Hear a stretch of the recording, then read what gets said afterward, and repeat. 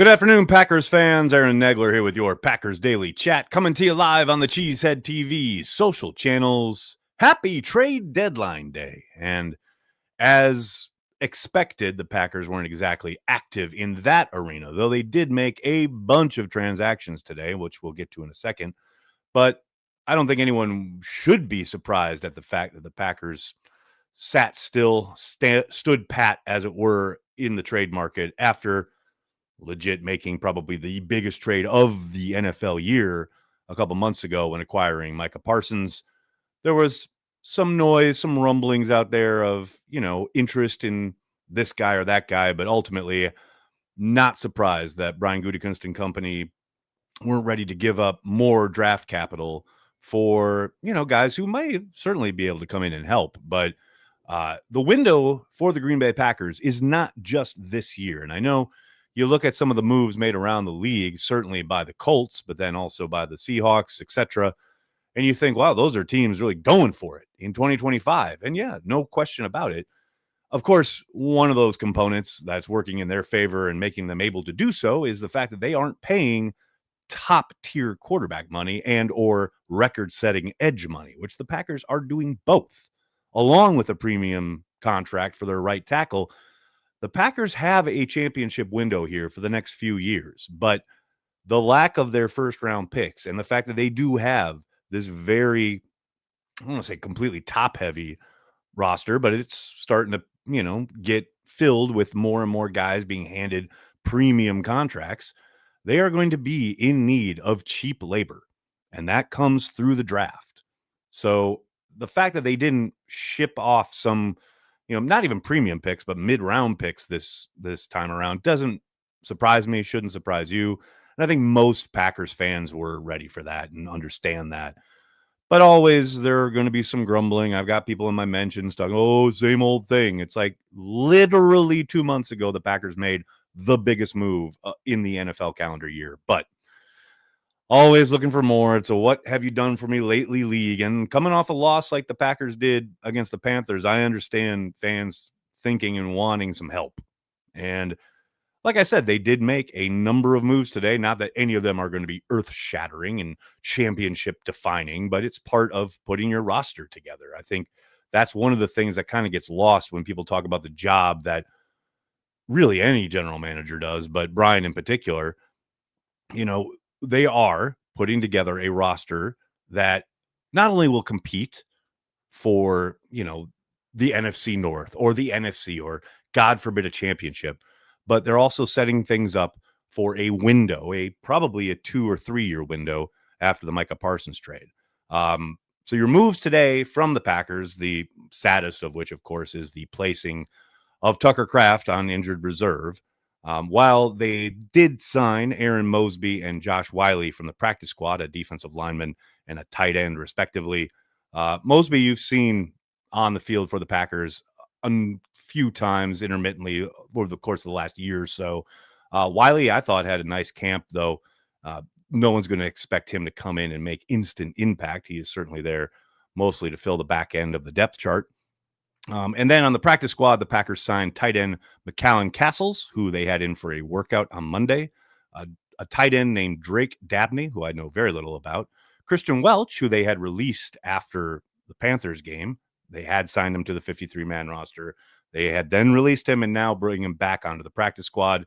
And wide receiver Michael Woods II, who had been with Cleveland for a number of years and who the Packers actually faced in the preseason last year. So those are your acquisitions, moves, what have you.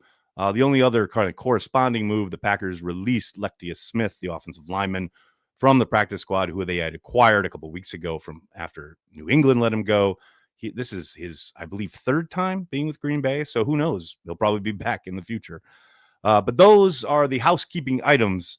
Again, the headline, the Packers returning to their regular scheduled programming. This is the Packers operation, and this is how we've come to know this is how they approach things, right? They're going to backfill from their practice squad, guys who have been in their program and been with them throughout the summer, know their system, know their scheme. It's next man up, quite literally. And that is all the news that's fit to print. Hello to everybody in the comment section. So good to see everybody mixing it up as usual. Lots of people. Tim, what's going on? Jim, how are you, buddy? Joseph, good to see you. Before we get going, you guys know I got to give a shout out to our friends over at ThedaCare.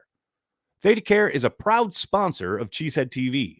Before any big game, make sure your health is in championship form. With more than 115 years of trusted care and a team of experts in over 60 specialties, ThedaCare keeps athletes and fans alike game day ready because winning starts with wellness. Check out the link in the description of this video for more information. All right, folks, let's get to it. I know Ryan's starting us off with a humdinger. Here we go. I don't like to see people lose their jobs, says Ryan, but Goody has been GM since 2018. Matt LaFleur has been head coach since 2019. I believe Green Bay has been to 3 NFC Championship games, but none since 2021. No Super Bowls since they've been in Green Bay. They don't deserve extensions. Ryan, I don't understand why you keep coming in here and saying the same thing over and over and over again. I mean, I appreciate the supports. I will take the super chat. Thank you. I appreciate it. But I'm not going to say anything different. Let me ask you this. Let me frame it this way. You say they don't deserve it because they've been there for a while, blah, blah, blah, and they haven't gone to the Super Bowl, right? Never mind the fact that they did get to the NFC Championship game a couple of times with Aaron Rodgers and then tore the Band-Aid off, traded Rodgers, inserted their handpicked new starter, and went to the playoffs immediately when most teams wander the wilderness for a decade plus after they lose a generational quarterback. Packers didn't do that. Packers went right back to the playoffs, won a playoff game, by the way, with their handpicked quarterback, with the youngest roster in the NFL 2 years in a row. But Ryan doesn't care about any of that. I understand, Super Bowl or bust. It's title town. Some might say in title town. But as I indicated just, I believe, 24 hours ago, what did I say? Can we let it play out? Apparently not. Not for Ryan. But now let me ask you this. They don't deserve it after losing to the Panthers. You're all upset. Were you saying they did deserve it after they wiped the floor with the Lions and Washington Commanders after weeks 1 and 2? No, you weren't. You didn't. You know why? Because that is smart. No one was saying it was time to extend them. We were very excited about it, anxious to see where the season goes. But it wouldn't have been smart to extend them after those 2 games. Much like it's not smart to call for them to be not extended or fired or whatever nomenclature you want to use when there are 9 games left. Aha! Once again, we come back to letting it play out. Ryan, I'm begging you, take a step back, go touch some grass, feel the wind on your face, and enjoy the rest of the season. At the end of the season, Ed Policy will make a determination. And you can send all the super chats you want in the interim, but nothing is going to change that. It's that simple.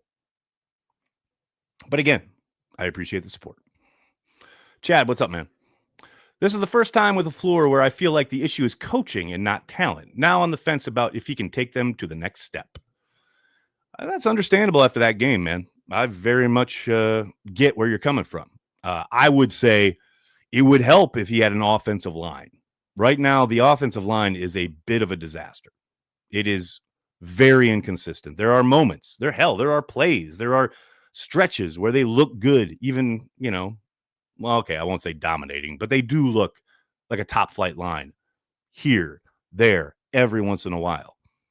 But man, the whole thing falls apart if you can't block them up in the running game or the passing game. And certainly they have been better in pass protection, but they certainly haven't been near consistent enough. Look at how many times Jordan Love has to be falling away when he's delivering the football because there's pressure right in his lap.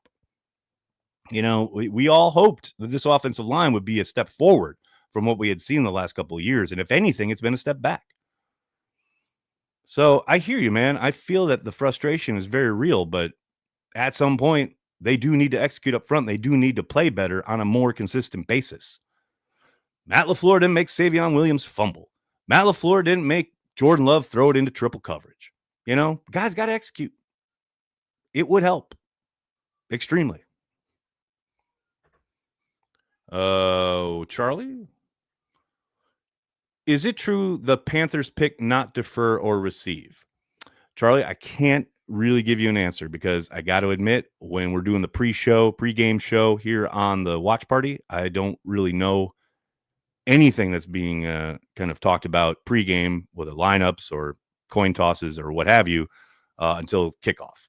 So I cannot tell you one way or the other. I'm sure someone in the chat will be able to give you the information. Ed, what's up, man? Will players who were on the practice squad but have been released get a Super Bowl ring when we win it this year? That is at the discretion of the Packers, and actually that decision gets made by Ed policy. So we'll find out. Joe, what's up, man?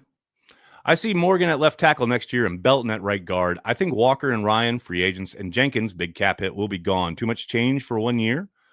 No, it's not too much change. I think there's possible new names and new places every single season, right? I think you're doing a lot of work there putting Belton at right guard. I know the fan base and some members of the media have really kind of already declared and projected him to be a guard, but they've done precious little to indicate that that's their long-term plan. They have mostly, if almost exclusively, run him at tackle. Now, that doesn't mean they couldn't come in next summer and start running him at guard, but they certainly have so far utilized him as a tackle strictly. So is it possible? Sure. The Morgan thing is interesting because, man, guard has not looked good on him. I do think he plays better on the left side, and he struggled on the right side, certainly against the Panthers. But even when he's playing left guard, I don't think he's been near consistent enough, especially for a guy with his promise, upside, all the reasons he got drafted in the first round, right? I am anxious to see him at left tackle, though. And I don't know if they are comfortable enough with that. I mean, he did some good work at left tackle this summer. But yeah, I do think, at some point you can't pay everybody. You got to think Walker probably will be allowed to walk.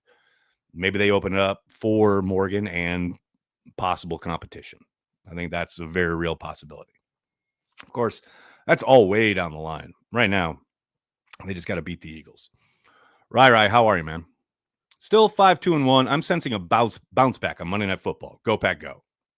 Yeah, I hear you, man. I said it yesterday. I do think they will look much better, much more prepared. I think they're going to give the Eagles a hell of a game. I have no idea if they're going to win or not. I mean, most games I've said, this is a team the Packers should beat.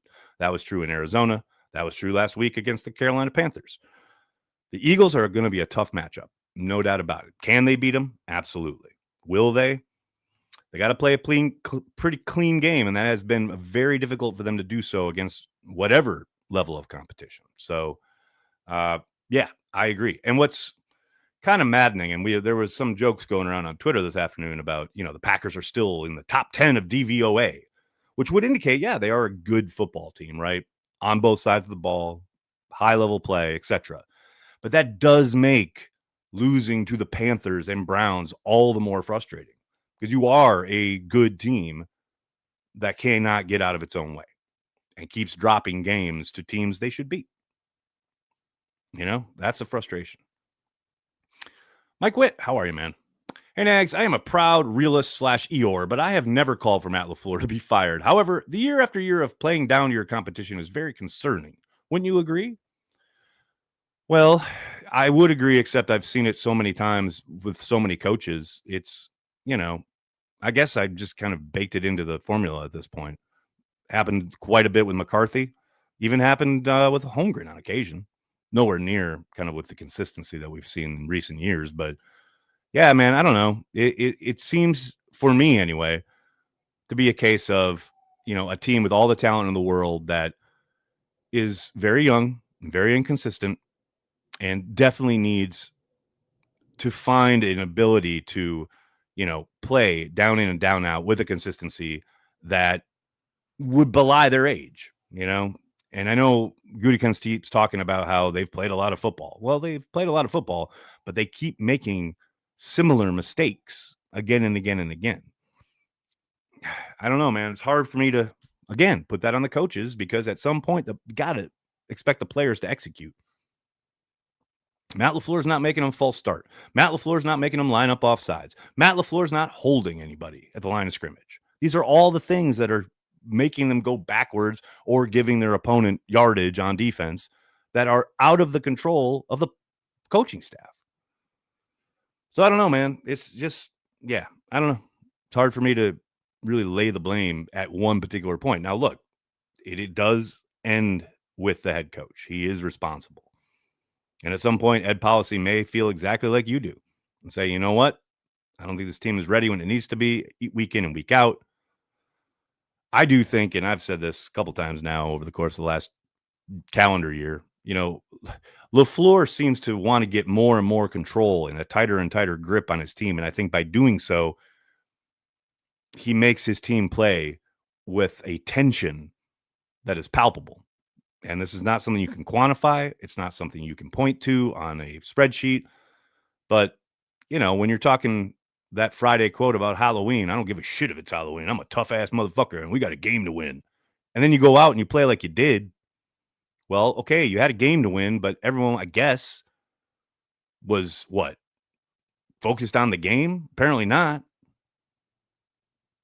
I just think sometimes the team is almost always a reflection of the coach and his attitude.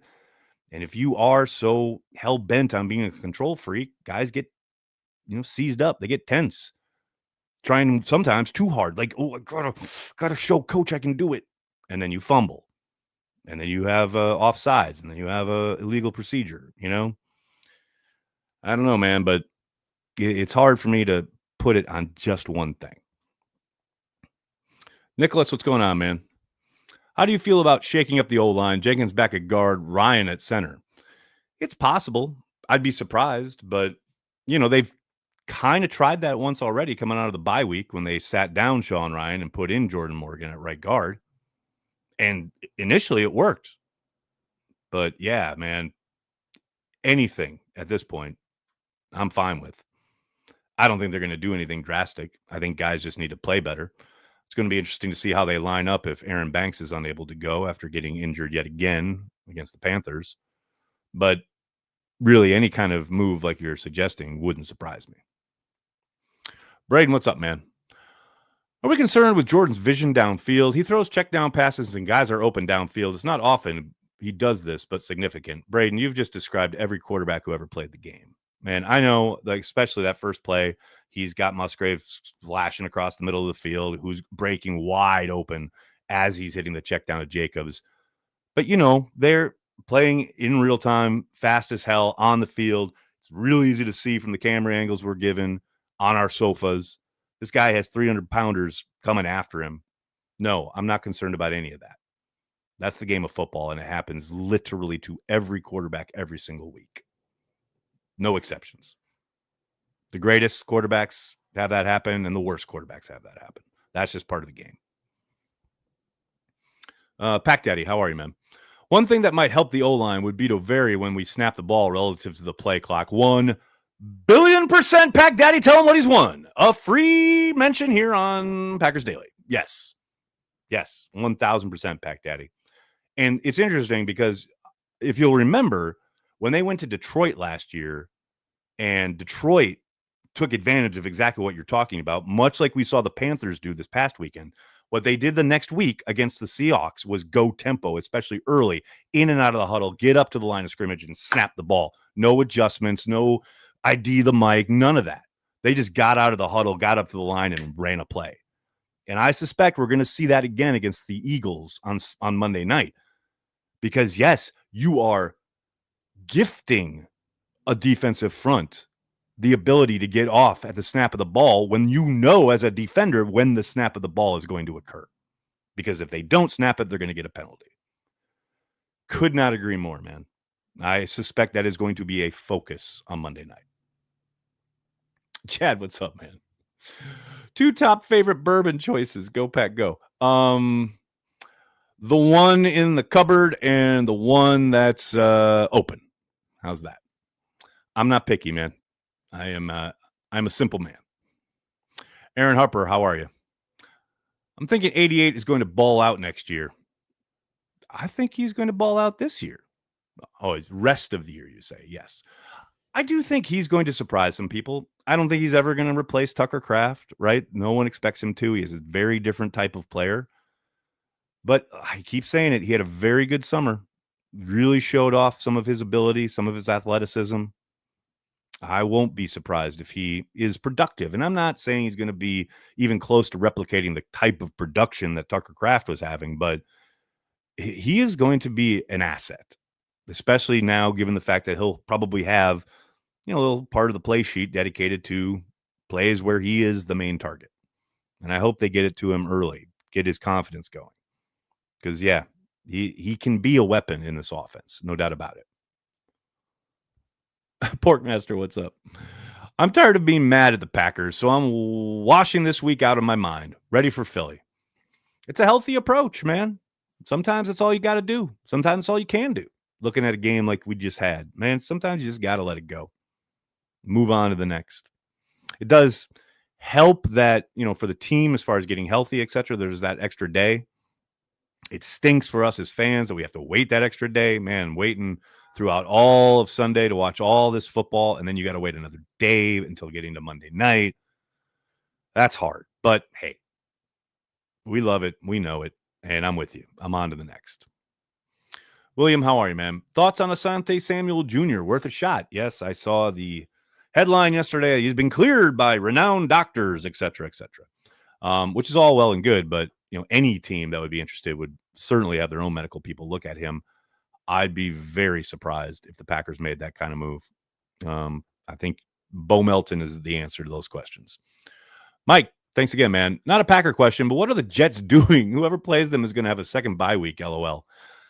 They went all in on defense for such a long time. They have a new regime that is clearly not tied to these players, and they're getting draft picks, premium draft picks, to try and build their football team. Now, the trick, of course, is making sure you're around long enough to utilize those players. But I'm not surprised, for all the, kind of praise and kind of, I don't know, headlines that defense has made over the years. They were piss poor this year. At some point it's time to turn the page, and Sauce Gardner, Williams, etc.